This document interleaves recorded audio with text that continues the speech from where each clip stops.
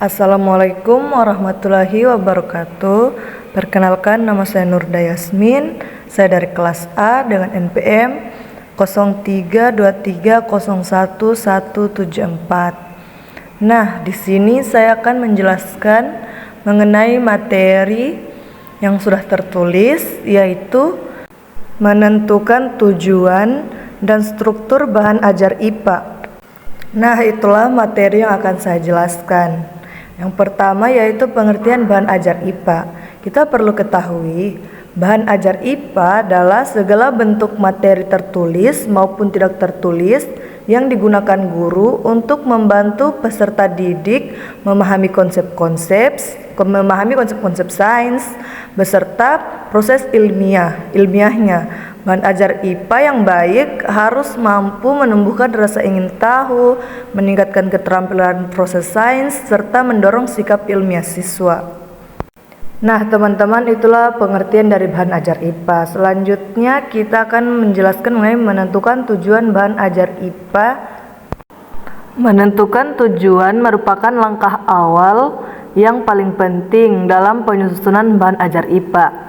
Tujuan akan menentukan isi, kedalaman materi, dan metode penyajian, serta aktivitas pembelajaran.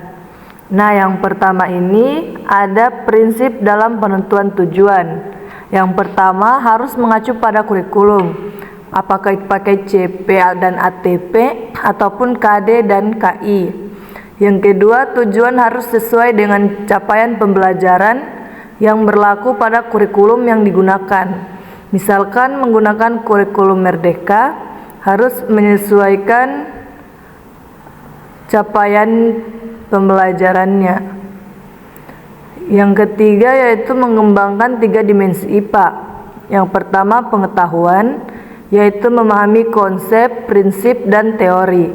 Yang kedua keterampilan ilmiah, yaitu mengamati dan mengukur, menafsirkan data, serta membuat hipotesis dan eksperimen.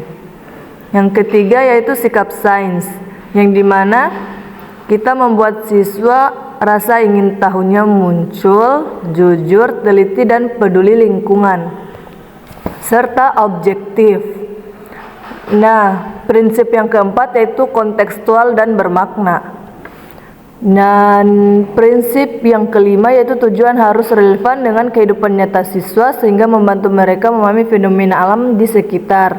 Yang keenam, meningkatkan berpikir kritis dan kreatif.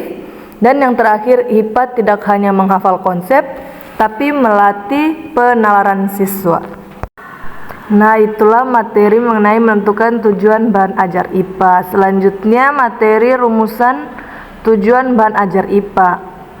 Nah, tujuan dapat dirumuskan menggunakan format yang pertama audiens ataupun siswa maupun SD, SMP, dan SMA. Yang kedua behavior, yaitu apa yang diharapkan, di mana menganalisis, menjelaskan, dan mengidentifikasi. Yang kedua condition, yaitu kondisinya, melalui percobaan, pengamatan gambar, dan lembar kerja. Yang keempat yaitu degree atau tingkat keberhasilan. Apakah minimal 80% benar atau minimal 3 indikator terpenuhi. Contoh tujuan bahan ajar IPA, misalkan temanya energi dan perubahannya kelas 4 SD, di mana rumusan tujuan bahan ajarnya siswa mampu menjelaskan berbagai bentuk energi yang ada di lingkungan sekitar. Siswa mampu mengidentifikasi perubahan energi melalui percobaan sederhana. Dan siswa mampu menyimpulkan hasil percobaan dengan bahan ilmiah yang tepat. Dan yang terakhir, siswa memiliki sikap teliti, rasa ingin tahu, dan bekerja sama dalam kelompok. Itulah materi mengenai rumusan tujuan bahan IPA. Materi selanjutnya yaitu menentukan struktur bahan IPA. Struktur bahan ajar IPA adalah susunan atau kerangka materi yang memudahkan siswa mengikuti alur pembelajaran. Struktur yang baik harus sistematis, logis, bertahap, dan mendukung pencapaian tujuan. Nah, komponen struktur bahan ajar IPA. Bahan ajar IPA umumnya disusun dalam format berikut. Yang pertama, judul dan identitas materi, di mana ada nama materi, jenjang kelas, capaian pembelajaran, pertemuan keberapa. Nah, itulah judul dan identitas materi. Yang kedua, peta konsep atau mind map, di mana menunjukkan hubungan antar submateri secara visual. Contoh untuk materi energi. Energi berbentuk bentuk energi, sumber energi, perubahan energi, pemanfaatan energi, dan penghematan energi. Nah, yang ketiga yaitu tujuan pembelajaran. Tujuan pembelajaran dituliskan menggunakan kalimat operasional sesuai prinsip A, E, B, C, D. Nah, yang keempat, apersepsi atau masalah ataupun fenomena awal, yang dimana mengaitkan materi dengan kehidupan nyata. Misalkan, kenapa kipas angin bisa berputar, dan bagaimana panel surya menghasilkan listrik. Yang selanjutnya yaitu uraian materi, yang berisi konsep dasar, contoh fenomena, penjelasan ilmiah, gambar tabel diagram, kata kunci penting. Nah, materi IPA sebaiknya menggunakan bahasa sederhana, contoh konkret, dan ilustrasi visual. Nah, selanjutnya kita masuk ke struktur yang keenam, yaitu aktivitas atau eksperimen. IPA memiliki kegiatan ilmiah, misalkan percobaan, observasi, pengukuran, dan simulasi. Aktivitas terdiri dari yang pertama yaitu tujuan eksperimen harus jelas, alat dan bahan yang digunakan, langkah kerja, data yang dikumpulkan, pertanyaan analisis, dan kesimpulan. Yang struktur yang ketujuh yaitu penguatan konsep berisi rangkuman atau ingatan penting setelah kegiatan percobaan.